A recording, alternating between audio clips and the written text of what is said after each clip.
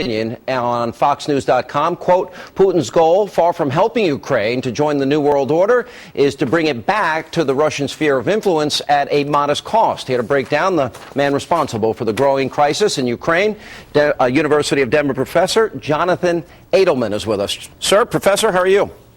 Great. Glad to be here. You seem to have an understanding of Putin and also an understanding of what would work. You kind of took a mocking tone of the president saying we condemn your invasion, and you kind of think Putin doesn't think anything of it, obviously, right? No, I mean, essentially, Putin is playing chess while the Americans are playing checkers. Putin is a hard-driving, very bright person, assisted by a tremendously capable foreign minister in Sergei Lavrov, who's using his limited assets to maximum advantage. All right, you have a number of suggestions, and interestingly, Professor, all honesty, I was suggesting the exact same things. I think you're wise in your response to this. Non-war related, you're saying you would reverse the decision for missile shield in Poland and the Czech Republic. That's solution number one. I would like to see the president do that immediately. Any chance of that happening? I doubt it.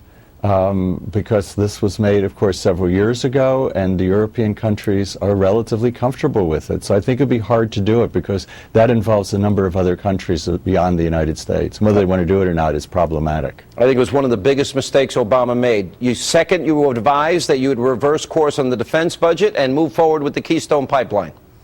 It's amazing that Chuck Hagel talks about going back to the size of the Army in 1940 without thinking that tens of millions of people died in World War II because the United States had the 17th largest army in the world, together with Portugal and Romania. If it had been strong, if at the level we had during the Cold War, we could have averted much, if not most of the damage of the Second World War. So I think this is a huge mistake. Professor, do you agree with my analysis that Europe has been rendered impotent because of the pipelines running through the Ukraine and now Putin's ability probably to turn a lot of those spigots off? Well, I think you're right, but I think there's even more reasons that demonstrate why you're right.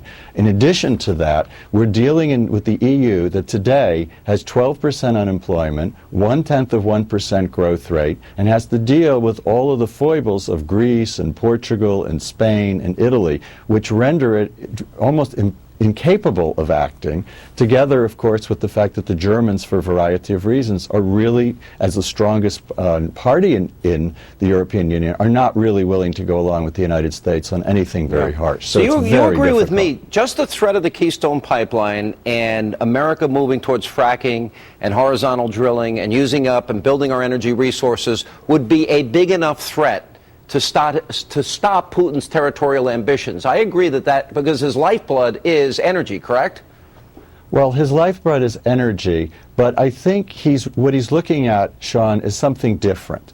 What he's really looking at is Syria and how brilliantly Sergei Lavrov played it. He's looking at Egypt, where today, after 40 years, the Russians are back with a $2 billion arms deal. You know, he's looking at the negotiations between Russia and Saudi Arabia.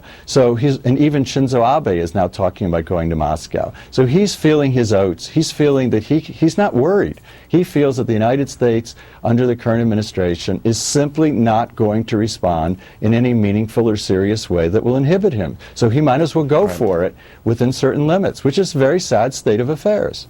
Professor, it's rare that I agree with the college professors these days. They tend to slant pretty solidly left. Thank you for being with us. My pleasure. And coming up, did the president